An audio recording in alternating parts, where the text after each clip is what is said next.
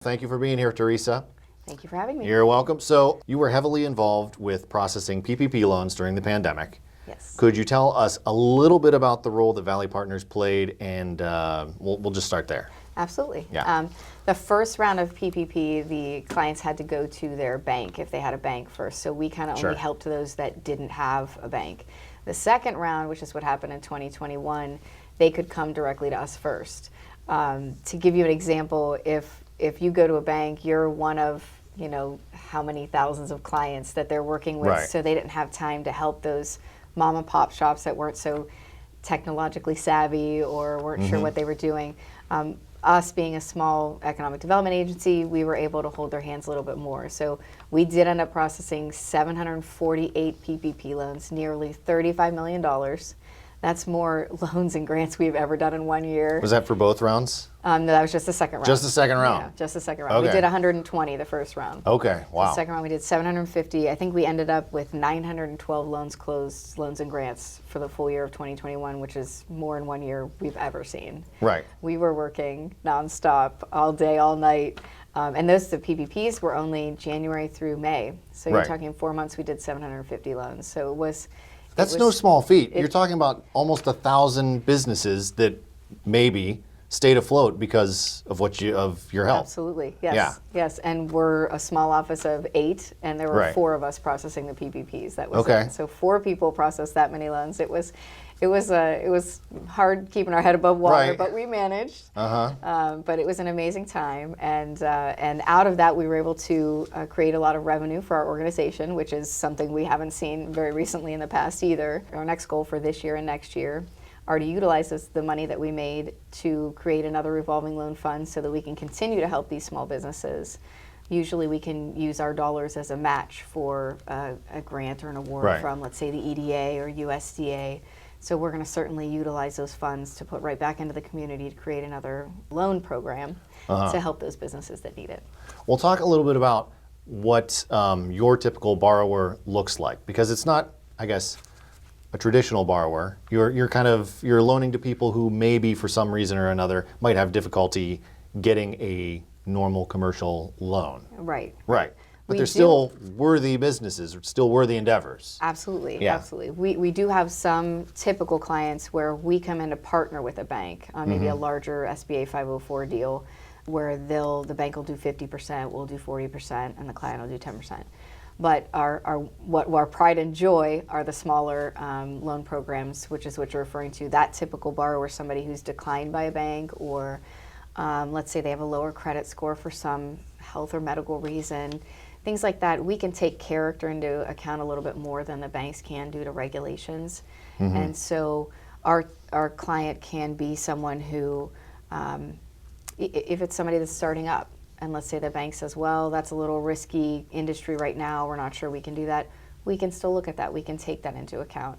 And so it's wonderful to be able to help those people that aren't able to get that traditional financing, and we have a lot of standalone products now that we can lend them the money that they want, whether it's to start up or expand, or we had a lot of people add patios on during COVID. Okay. Things like that. Oh, yeah. Right. So it I was, immediately thought, like, well, that doesn't sound like it should. And then I went, oh, no, I get it. during the pandemic, yes. If they weren't building plexiglass walls, they were doing outdoor I was like, space. they're just remodeling their houses? What's going on? Okay. Yeah, I got you. Let's talk about the new loan.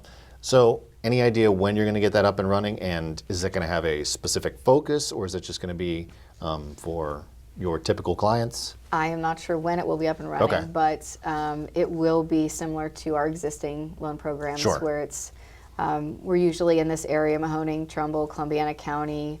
We're trying to expand over into Western Pennsylvania if the grant will allow. It will be for fixed assets or working Sure. capital. Collateral is, the building or equipment, something like that, and the rate and terms would be based on the collateral that they provide for the loan. So. And did you want to talk about the Trumbull County fund also that you're going to be launching? Also, what happened in 2021? Or that you did launch? Yes. Right. In 2020, we did the CARES Act funding for Right. Mahoning and Trumbull County, where we did the grants. So when they received the American Rescue Plan funds, we did the same thing in 2021 for Mahoning County, where we dispersed $1 million in grants. And then they also awarded us $2 million to create a revolving loan fund for clients that are located within anywhere within Mahoning County. And then Trumbull County, just this past week, approved an additional, with their American Rescue Plan funds, $2 million to do a second round of the grants, which will be, grants are up to $10,000, and it's based on a 25% reduction in their sales from 2019 to 2020. And in addition to that, Trumbull County awarded us $1 million to create a revolving loan fund there as well. So plenty of access to capital at our location, and we're here to help in any way that we can. It's an amazing time for us. It's wonderful. Well, I was looking a week ago or so, and there are certain studies, I don't know, that it's not Mahoning Valley specific, but across the U.S., entrepreneurship is up. People are starting businesses. So I guess, what are you seeing out there now, and I guess how much activity are you seeing, and what kind of activity are you seeing? We're seeing a lot of activity, and all the way across the board, whether it's an existing company or somebody trying to do a startup. We recently did a loan for a young woman who's starting a mobile market. So she's buying a trailer and turning it into a market so she can go out to YMHA and things like that, and bring the market to the people that can't go to the market to get it. So I think that's a wonderful thing. I'm excited to be a part of that project. There are, like I said, businesses expanding. Our restaurants were expanding. A coffee shop or coffee manufacturing. It's a prime example as well. He had an existing small operation out at White House Farms, and then decided to start to manufacture his coffee in a location over on the west side of Youngstown. So it's exciting to see him expand. We're excited to be a part of it. And we did all of the funding through our office. So. And Teresa, finally, I understand you were the recipient of an award from the Regional Chamber recently. Do you want to talk a little bit about that? Yes, we were.